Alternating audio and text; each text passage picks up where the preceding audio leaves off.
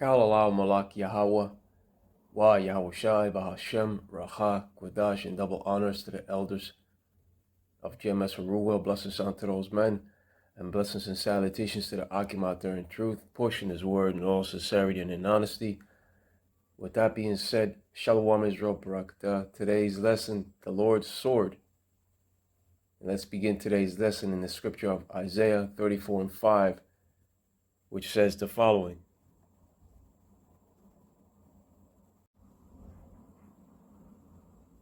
Isaiah 34:5, For my sword shall be bathed in heaven, behold, it shall come down upon Idumea, and upon the people of my curse to judgment. Now the land of Idumea, that represents modern day America, but it's also a Greek word for Edom. And upon the people of my curse to judgment. And a good example of that curse is leprosy. Cain said that the curse of leprosy that the Lord Yahweh B'Shem Yahushai put on him was too much to bear.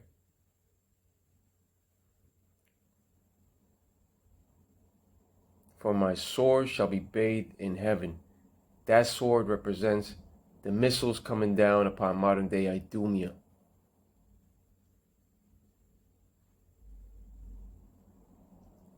All these arrows shall take flight and shall not miss, according to the scripture of 2 Esdras 16:13. For my soul shall be bathed in heaven, behold, it shall come down upon Idumea, and upon the people of my curse to judgment. And the arrows of the nation shall play a big part in that role.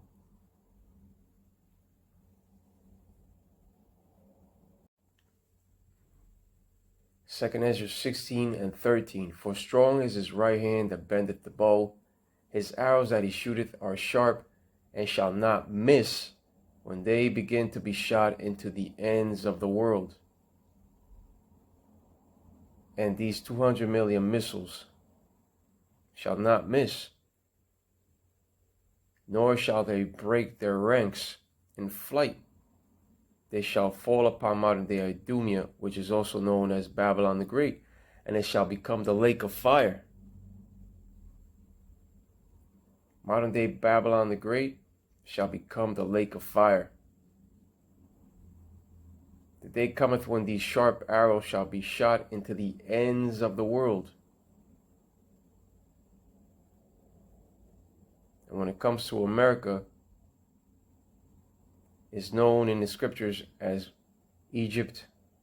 Just look at the back of your dollar bill. It bears a pyramid.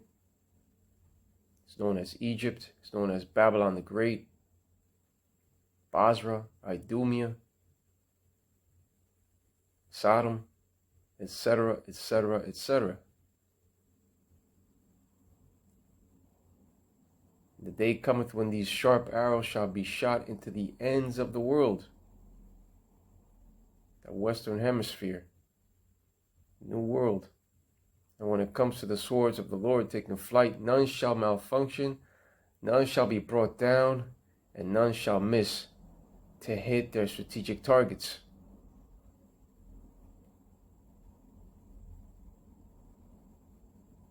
And that dome shall fail. If it ever gets built, the Spirit of the Lord, Yahweh Yahushai, shall be guiding them to their strategic targets. None shall miss.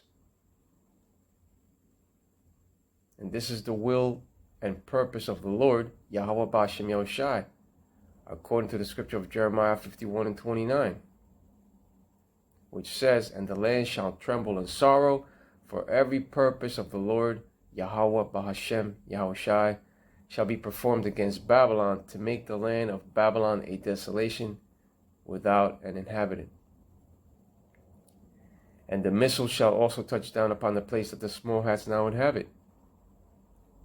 But the heavy bombardment shall be concentrated mainly upon modern day Babylon the Great. And the scenery and landscapes you once knew shall change drastically in that besom of destruction. And the detonations will also cause that great earthquake to emerge in the process, and afterwards nothing shall be recognized in that besom of destruction. And the scriptures speak of 200 million missiles being unleashed.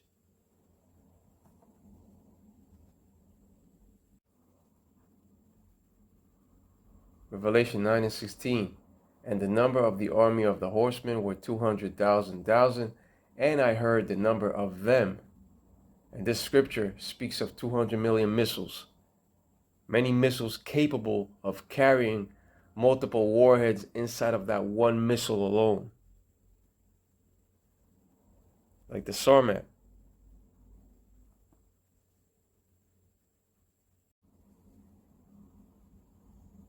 Here we have the scripture of Revelation 9:17. And thus I saw the horses in the vision, and them that sat on them having breastplates of fire and of jacinth and brimstone, and the heads of the horses were as the heads of lions, and out of their mouths issued fire and smoke and brimstone. Now ask yourself, can real horses running in the pastures produce fire, jacinth, and brimstone? The answer to that is no. This scripture speaks of the deadly effects of a nuclear detonation. The heads of the horses, that speaks of those nuclear warheads of destruction. The missiles represent destruction and the end of this wicked generation and civilization at hand. The end of the wicked rule. The real prophets of the Lord, stationed on these four corners of the earth, are telling you what's going to take place.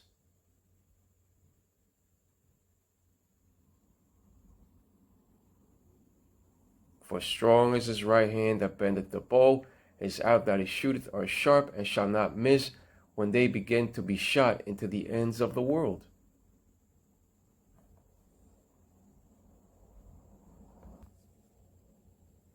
And these arrows, aka missiles, are the weapons of the Lord, Yahweh Wayoshai's righteous anger or indignation, that shall be bathed in heaven and come down upon modern day Idumea. And these swords of the Lord shall reach unto the ends of the world in less than 30 minutes. And it is said that a hypersonic missile is unstoppable, and it travels more than 15 times the speed of sound, and have terrifying accuracy.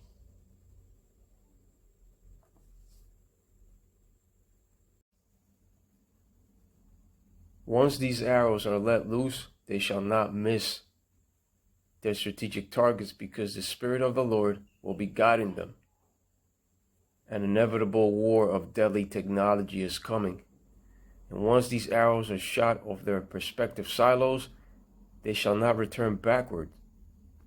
That's also a scripture.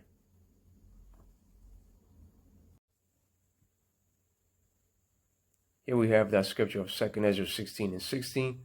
Like as an arrow which is shot off a mighty archer returneth not backward, even so the plagues that shall be sent upon earth shall not return again. And when an archer lets loose an arrow, it returns not backward. The same thing will be with the destructive arrows of the Lord, Yahweh Wayoshai. And that shall be the last plague, the missiles. And many plagues are being sent forth upon the earth as we speak. And they are also not returning backward. And neither shall that last plague of the missiles return. These arrows that shall be shot forth shall not miss, and they shall all hit their strategic targets with precise accuracy, because the Spirit of the Lord shall be guiding them.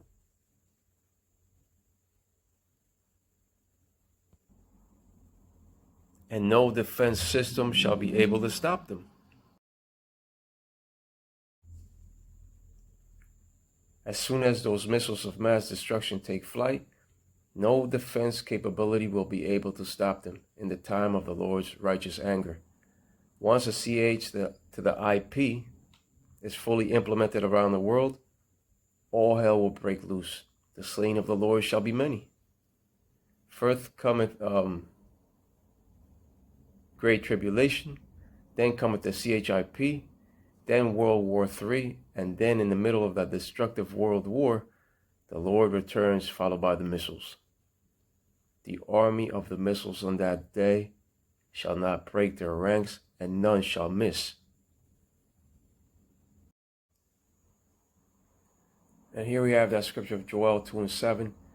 They shall run like mighty men, they shall climb the wall like men of war, and they shall march every one on his ways, and they shall not break their ranks. They shall run like mighty men refers to the missiles not breaking their ranks. Joel 2:8, neither shall one thrust another, they shall walk every one in his path. Right, and this is going into and refers to the technology of the guidance systems of the missiles. They shall walk everyone in his path. The guidance systems of the missiles that the Lord, Yahweh Wayoshai, shall control upon flight. The missiles shall not break rank, neither shall one thrust another. They shall walk everyone in his path, and when they fall upon the sword, they shall not be wounded. You see?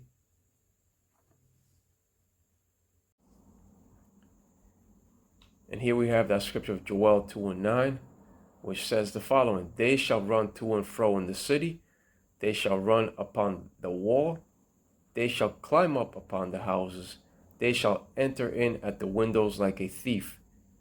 And when these missiles are shot from the many different silos, they shall enter into space, and the warheads shall proceed to come down upon all their strategic targets. None shall miss.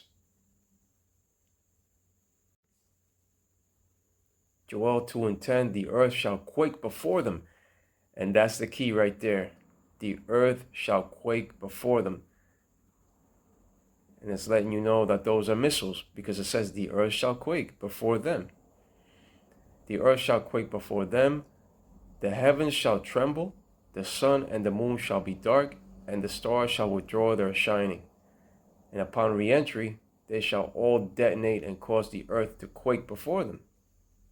Those detonations shall cause the great earthquake spoken of in the scriptures.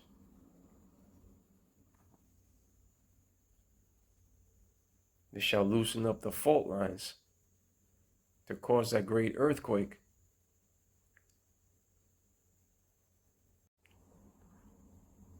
Joel 2:11, and the Lord, Yahweh Bahashem Yahushai, shall utter his voice before his army, for his camp is very great, for he is strong that executeth his word, for the day of the Lord, Yahweh Bahashem Yahushai, is great and very terrible, and who can abide it?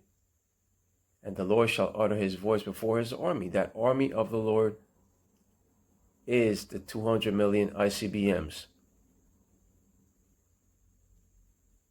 One missile capable of carrying multiple warheads inside of that one missile alone. The Lord is in full control of his army, and they shall not break their ranks or even miss when they begin to be shot into the ends of the world.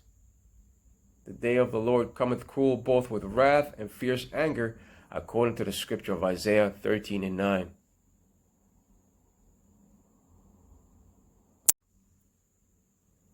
Isaiah chapter 13 and verse 9. Behold, the day of the Lord cometh, cruel both with wrath and fierce anger, to lay the land desolate, and he shall destroy the sinners thereof out of it. The Lord is coming to establish his righteous kingdom upon earth. But first he's going to have to remove that existing wicked kingdom, because two different kingdoms, one wicked and one righteous, will have conflict with one another. So the Lord is coming to remove the old one and establish his righteous one. The Lord, Yahweh Wayoshai, is coming with that righteous anger of the sword.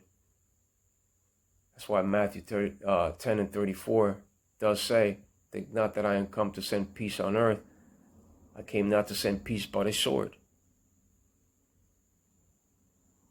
The Lord will punish the world for their evil and the wicked for their iniquity, and he will cause the arrogancy of the proud to cease, and will lay low the haughtiness of the terrible, which speaks of the Edomites. The Lord is visiting the world with many plagues, and the last plague shall be the nukes, and they shall not miss.